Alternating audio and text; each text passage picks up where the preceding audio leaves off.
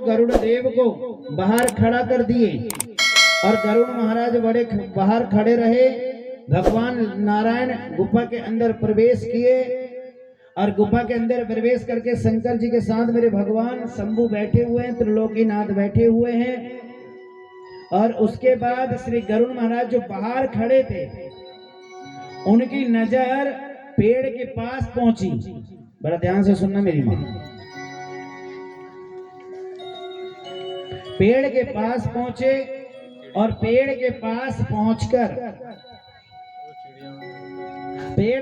पहुंचे हैं गरुड़ महाराज। उन्होंने देखा कि भैया एक सुंदर सी चिड़िया, छोटी सी चिड़िया जो है वो बैठी हुई है उस एक पेड़ में। एक पेड़ में जब वह चिड़िया बैठी थी ना, तो उस चिड़िया के जस्ट पीछे जो है एक सांप भी बैठा था, नांग का फन फैलाकर जब वह नांग बैठा था तो वह गरुड़ महाराज ने देखा कि चिड़िया बड़ी सुंदर दिख रही है, लेकिन पीछे से बैठा है एक सर्प।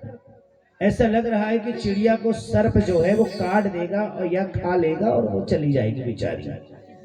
तो यह सोचकर गरुड़ महाराज ने उस चिड़िया को अपनी चोंच में दबाकर उस सांप से बचाकर 100 कोस दूर ले जाकर छोड़ के पुनः वापिस आ गया। पुनः वह वापिस आ गया। जब वह पुनः वापिस आया तब भी वो सांप वहीं पे था। सांप से गरुड़ कहते हैं कि हे सर्पराज महाराज, मैंने तो उस चिड़िया को आपके मुख से बचाकर 100 कोस दूर छोड़कर आ गया हूं, अब तो आप जा सकते हो यहां से। तो वह सर्प क्या कहता पता है?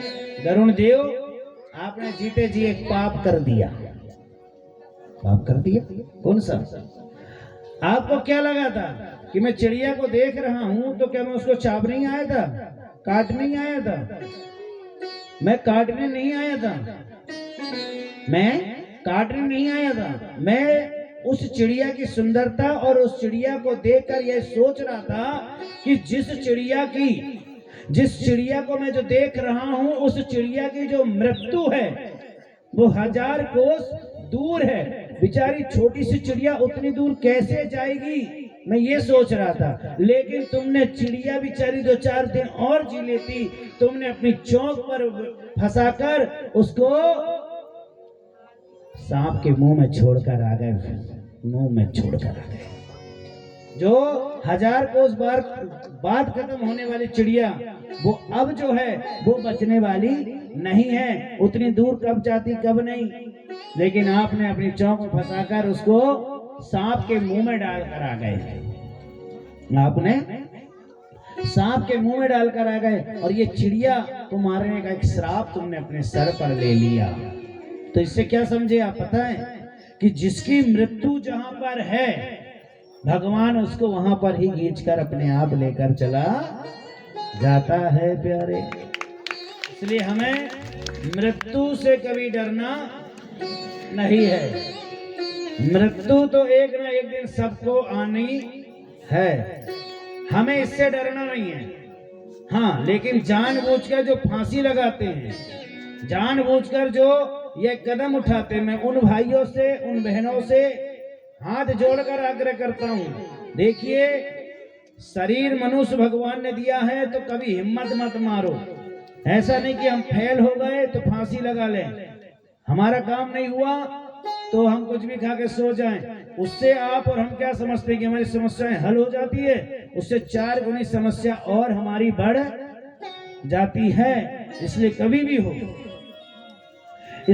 भी हो जानबूझकर कभी भी फांसी या इत्यादि का कदम कोई भी मत उठाना। नहीं हो रहा हमारे गांव में काम, हमारे गांव में नहीं है, इतना बड़ा देश बड़ा है, कहीं भी चले जाओ, कहीं भी जाकर रहो, लेकिन जानबूझकर ये कदम बिल्कुल मत उठाना।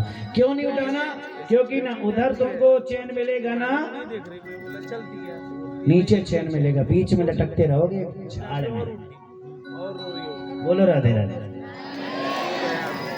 जोर से बोलो। पीछे वाले मेरे भाई लोग आप भी बोल के बता दें एक बार।